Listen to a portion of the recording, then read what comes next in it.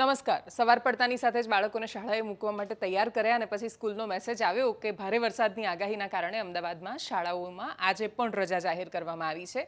છોકરાઓ છેલ્લા 4 દિવસથી વરસાદમાં જલસા કરી રહ્યા છે અને મોટા લોકો અતિશય પરેશાન થઈ રહ્યા છે. જે વિસ્તારોમાં પાણી ભરાયા છે અમદાવાદમાં ત્યાં તો સ્થિતિ દયનીય જ છે. એ સિવાય પણ અમદાવાદમાં વરસાદના સમયમાં બહાર નીકળવું એ તમે યુદ્ધ લડવા જતા હોય એટલો મોટો સંઘર્ષ એટલે બની જાય કેમ કે કલાકોના ટ્રાફિકમાં ભરાયેલા પાણીમાં તમને એવું લાગે કે તમે તરવાની એક ઓલિમ્પિક કક્ષાની સ્પર્ધા પૂરી કરીને ઓફિસ પહોંચ્યા છો. પણ એ બધાની વચ્ચે એવું શું છે તો કે આ રહી વાદળની સ્થિતિ અને એ વાદળની સ્થિતિ પરથી અમદાવાદની આસપાસ બનેલી અમદાવાદ પર બનેલી સિસ્ટમ પરથી તમને અંદાજ આવશે કે શું કામ અમદાવાદમાં પણ રજા જાહેર કરવામાં આવી છે.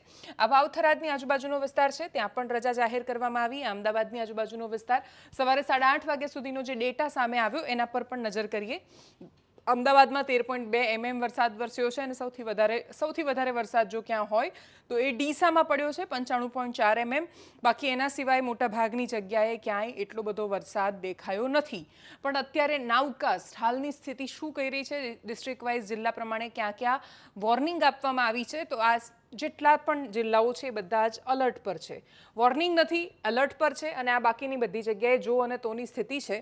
દક્ષિણ ગુજરાતમાં એમ પણ નીચેથી જેટલા એટલે પશ્ચિમી ઘાટ જ્યાં ઓલમોસ્ટ પૂરો થતો હોય છે એ વાળો જે વિસ્તાર છે ત્યાં એમ પણ વધારે વરસાદ રહેતો હોય છે.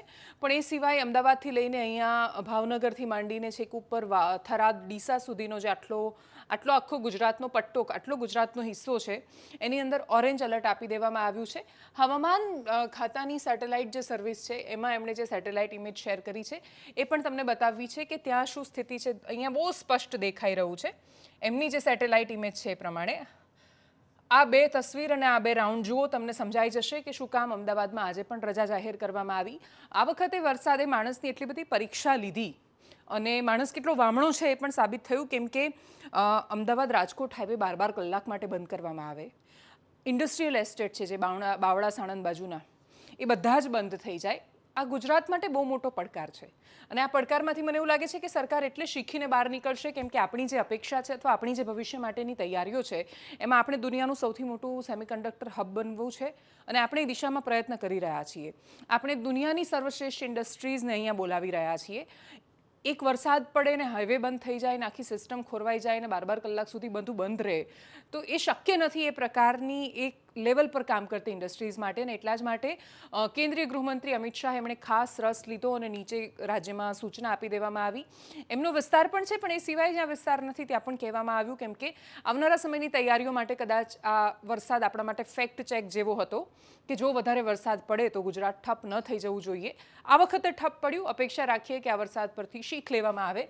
જો તમે અહીંયા કે અહીંયામાંથી કોઈ પણ વિસ્તારમાંથી છો એટલે આ ખાલી અમદાવાદ નથી, આ અમદાવાદ ધોલેરા હાઈવે અને ભાવનગરની આજુબાજુનો આખો વિસ્તાર આની અંદર આવી જાય છે. અને જો તમે અહીંયા છો રાજસ્થાન પાકિસ્તાન બોર્ડર પર અને ડીસા સુધી ત્યાંથી લઈને ત્યાં સુધી તો તમે ધ્યાન રાખજો આ વરસાદની સ્થિતિ છે.